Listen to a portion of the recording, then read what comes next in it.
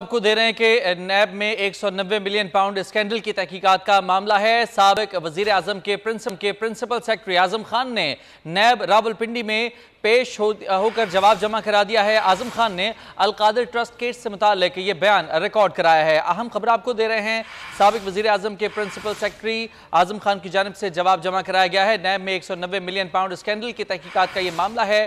साबिक वजीर आजम के प्रिंसिपल सेक्रेटरी आजम खान ने नैब रावलपिंडी में पेश होकर अलकादिर ट्रस्ट केस से मुतालिक बयान रिकॉर्ड करा दिया है।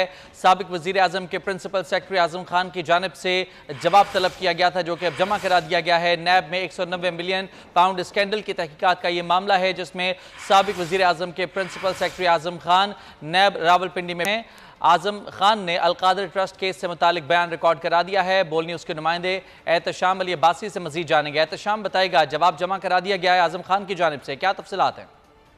जी बिल्कुल, साबिक वज़ीर आज़म के प्रिंसिपल सेक्रेटरी आजम खान नैब रावलपिंडी में पेश हो गए हैं। नैब ने आजम खान को 190 मिलियन पाउंड इन्वेस्टिगेशन में आज तलब किया था और आजम खान ने उस केस में अपना जवाब नैब में जमा करवा दिया है। तस्वीर में आप देख सकते हैं कि आजम खान जवाब जमा करवाने के बाद नैब ऑफिस से रवाना हो गए हैं। आजम खान एक सफ़ेद कलर की स्विफ्ट गाड़ी में नैब ऑफिस तशरीफ लाए और उसके बाद अपना जवाब उन्होंने जमा कराया। आजम खान जो काफ़ी अरसे से लापता थे, अचानक से वो सामने आए थे और पहले उन्होंने 164 का बयान मजिस्ट्रेट के सामने रिकॉर्ड करवाया था और उसके बाद जो है आज जो बड़ी डेवलपमेंट है और आज की बड़ी खबर है कि आजम खान नैब रावलपिंडी ऑफिस में पेश होकर अपना जवाब जमा करवा चुके हैं और अब वो नैब रावलपिंडी ऑफिस से रवाना हो चुके हैं।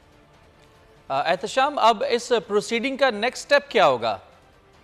जी बिल्कुल, अभी आजम खान ने अपना जवाब जमा करवाया है। इसके साथ साथ जो आजम खान के जो बयानात थे साइफर वाले, उसमें जो है असद उमर और शामून कुरैशी को भी FIA ने तलब किया है। आजम खान मुख्तलिफ केसेस में नामजद भी हैं और उस हवाले से अपने जवाब जमा करवा रहे हैं। अब नैब में क्योंकि इसमें चेयरमैन PTI ऑलरेडी जो है वो उनके इन्वेस्टिगेशन हो रही हैं और वो अपने जवाब जमा करवा चुके हैं, उनको तलब भी नैब में किया हुआ है और अब जो इसकी सारी प्रोसीडिंग होगी वो तमाम जितने लोग भी इसमें मतलूब हैं उनके जवाब जब जमा हो जाएंगे तो नैब इस पर कार्रवाई करेगा। उसके बाद ये रेफरेंस बनेगा और फिर मुतलका अदालत भेजा जाएगा जहां पर इन तमाम मुल्ज़मान के जो है ट्रायल होंगे। अभी तक की जो सबसे बड़ी डेवलपमेंट ये है क्योंकि आजम खान बहुत वक्त से लापता थे, अचानक उनका सामना आना और फिर इमरान खान के खिलाफ वादा माफ गवाह बन जाना, ये बड़ी खबर है। और आज की जो खबर है, क्योंकि गुज़श्ता रोज जो चेयरमैन PTI से जब सवाल हुआ था कि आजम खान ने आपके खिलाफ जो है वादा माफ गवाह बन गए हैं, तो उनका कहना था कि वो बहुत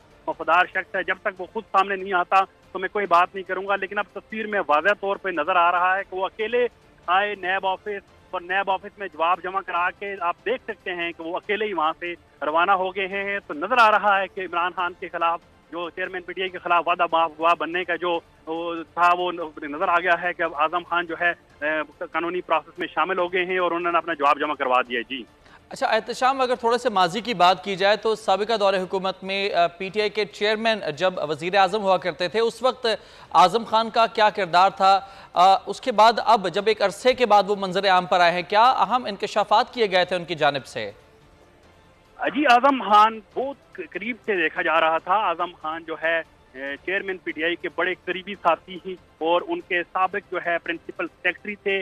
उनके हवाले से देखा जा सकता था कि जहां पर भी चेयरमैन PTI नजर आते थे आजम खान साथ नजर जरूर आते थे और बड़ा ट्रस्ट। ठीक है एहतशाम, बहुत शुक्रिया आपका तमाम तर तफसीलात के लिए। तो ये खबर है कि नैब में 190 मिलियन पाउंड स्कैंडल की तहकीकात का ये मामला है। यह वक्त हुआ है ब्रेक का। ब्रेक के बाद देखिए